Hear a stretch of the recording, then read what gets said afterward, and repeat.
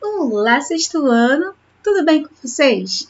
Vamos lá para mais uma aula de língua portuguesa e vamos falar hoje sobre um gênero textual muito interessante, que é o artigo de divulgação científica. Já ouviram falar?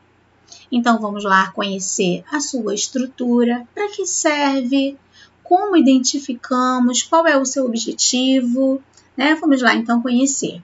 Bom, primeiro eu peço que vocês peguem o livro e abram na página 268 para acompanharmos a aula juntinhos, tá bom? Começando aqui, nós temos os conhecimentos prévios, muito interessante até mesmo para vocês conhecerem um pouco mais sobre esse artigo. O que é um artigo de divulgação científica? Temos aqui ciência ao alcance das mãos. Bom, vamos lá. Primeiro passo, vocês já leram algum dia um artigo de divulgação científica? Possivelmente sim, embora não se deram conta, né? Bom, a segunda perguntinha. Você sabe quais os temas que são discutidos nesses artigos? Será que você conhece quais são os temas discutidos nesses artigos científicos? E número 3. Bom, número 3 vai mostrar para a gente agora um pouco mais sobre o que são esses artigos. Tá? Vamos lá ler e acompanhar essa aula juntinhos. Os artigos de divulgação científica têm como base os estudos aprofundados, frutos de pesquisa, experimentos, enfim, de uma dedicação exclusiva por parte dos cientistas, para, de forma geral, contribuir com algo para a população. No entanto, como os cientistas devem escrever para conseguir repassar com clareza informações tão complexas para o grande público? Então, eis aí esse gênero textual. O artigo de divulgação científica, ele vai esclarecer de uma forma mais simples todas essas pesquisas, essa ciência, né, descoberta. Eles vão conseguir transmitir, divulgar para o leitor de maneira clara. Onde? Nos jornais, nas revistas, tá? Então são informações muito interessantes que nós vamos ter acesso. Então vamos lá. Temos aqui caracterizando o gênero. Agora começaremos a trabalhar um gênero em que predomina o tipo textual expositivo. Como assim tipo expositivo? Olha só, gente, o artigo de divulgação científica, ele expõe um determinado assunto. Então, por ele estar expondo, ele está mostrando, né, sobre esse assunto, ele faz parte da tipologia, ele pertence à tipologia textual expositiva, ok? Vamos prosseguir aqui. Como o próprio nome do gênero deixa claro, a função desse texto é de fato divulgar. Divulgar o quê? A ciência, levando informações científicas importantes para o grande público. Muito encontrados no nosso dia a dia, esses textos são fundamentais para ampliarmos o nosso conhecimento de mundo, certo? Então, eles têm a função. Qual a função do artigo de divulgação científica? Divulgar as pesquisas dos cientistas, ok? E qual a estrutura desse texto? Esse é um texto com introdução, com desenvolvimento, com a conclusão, que tem o objetivo de divulgar e alcançar com mais simplicidade, né?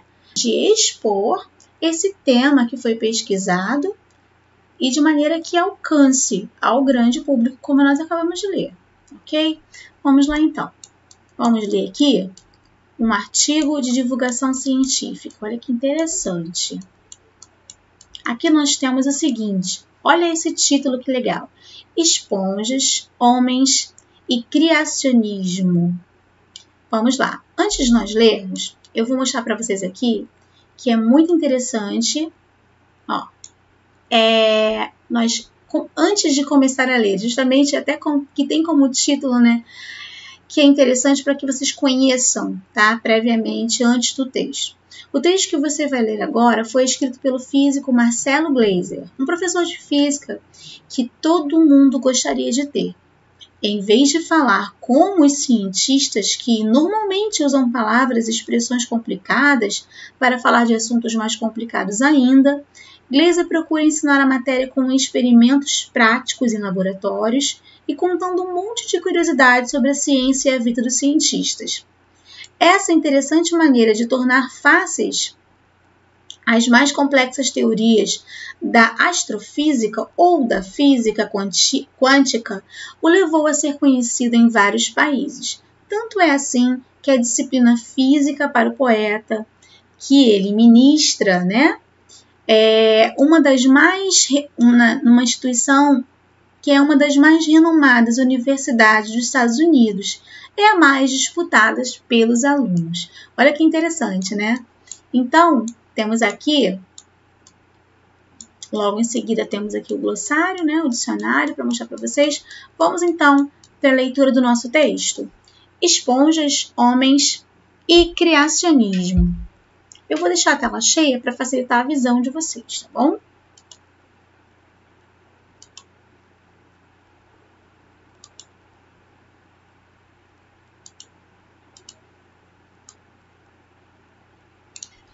Um, dois, três, vamos lá. Esponjas, homens e criacionismo. Agora sim, melhor. Um, dois, três, vamos lá. Esponjas, homens e criacionismo. Recentemente, geneticistas obtiveram um resultado notável. As esponjas, forma de vida multicelular mais antiga que conhecemos, podem ter entre 18 mil e 30 mil genes, números comparáveis aos dos humanos, das moscas e de incontáveis outras espécies. Como as esponjas existem há pelo menos 500 milhões de anos, muitos pensam que elas formam o tronco da árvore da vida que leva aos animais. Não somos, portanto, apenas descendentes dos macacos.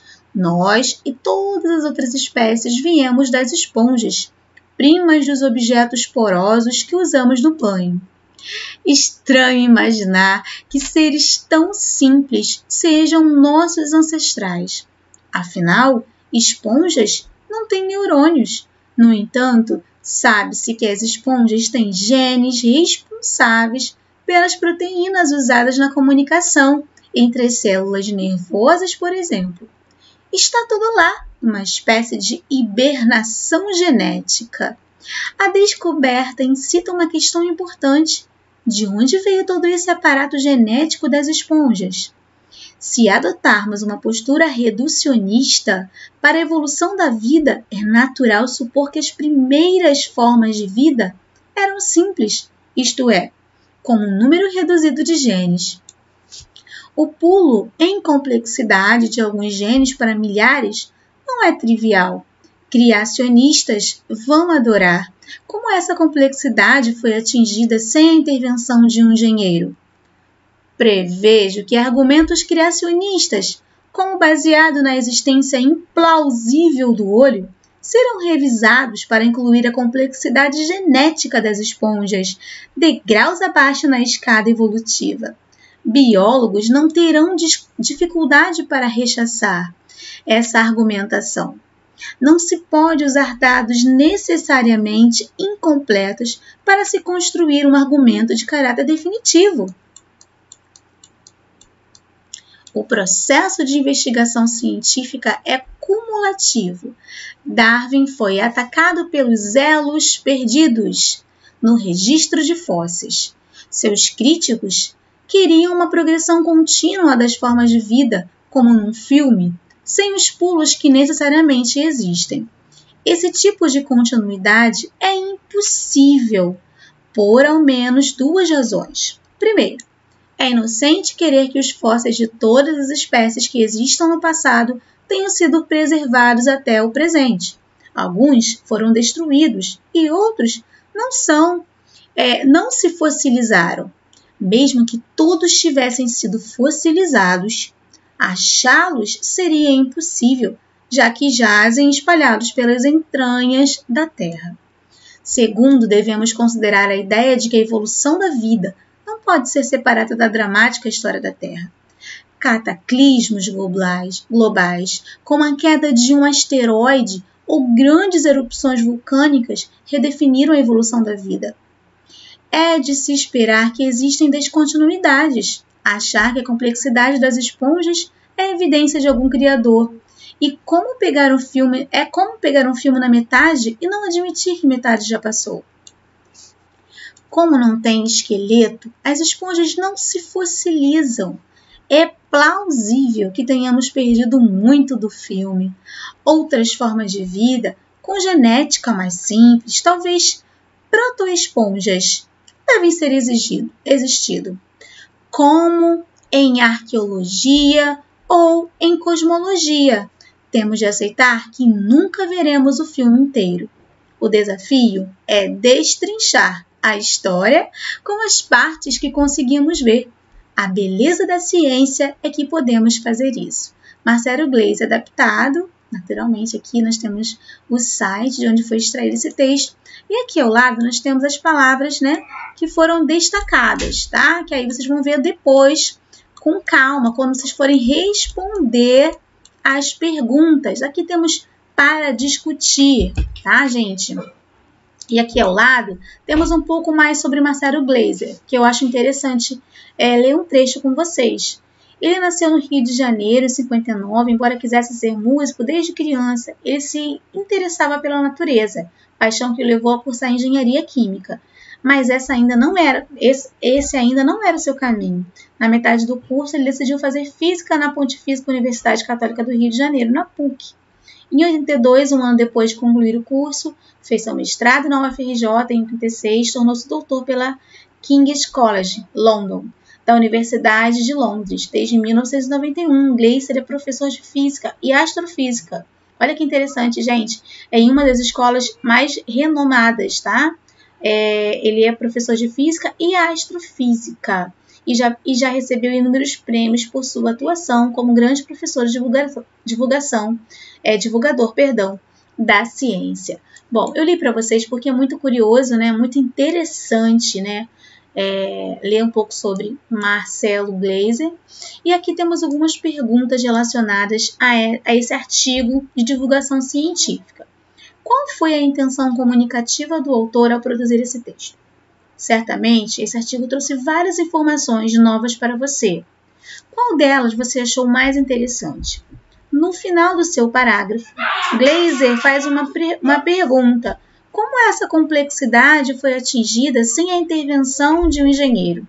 Quem seria esse engenheiro? Para você, a origem do universo e da vida é obra de um engenheiro? Bom, essas perguntas aqui eu vou deixar que vocês respondam, tá? De maneira pessoal, claro, também de maneira contextualizada, né? Nós acabamos de ver algumas de cunho pessoal e outras não. Então, vocês farão, tá? Posteriormente, as páginas que eu vou passar com interpretação textual sobre esse artigo de divulgação científica. Deixa eu diminuir aqui um pouquinho. Isso, pronto. E aqui vocês perceberam que, de uma maneira muito dinâmica, né, muito descontraída, ele vai falar sobre as esponjas, né, e fazendo essa relação com o criacionismo. Bom, queridos, eu espero que vocês tenham compreendido, tá? Eu posso ler um pouco com vocês aqui sobre algumas abordagens antes de nós finalizarmos a aula de hoje, até para facilitar a compreensão sobre esse texto, tá? Sobre esse artigo aqui. Deixa eu só mostrar para vocês aqui rapidamente. Bom, eu vou ler com vocês aqui um trecho muito interessante para nós finalizarmos a aula de hoje, sobre o artigo de divulgação científica, que diz o seguinte: o grande ponto que envolve os artigos de divulgação científica é levar a ciência, muitas vezes, em difícil entendimento às pessoas mais leigas. A chave é saber usar a linguagem em favor da clareza e da simplicidade.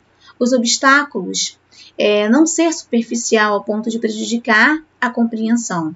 Albert Einstein, certa vez, assim explicou a sua teoria da relatividade. Quando você está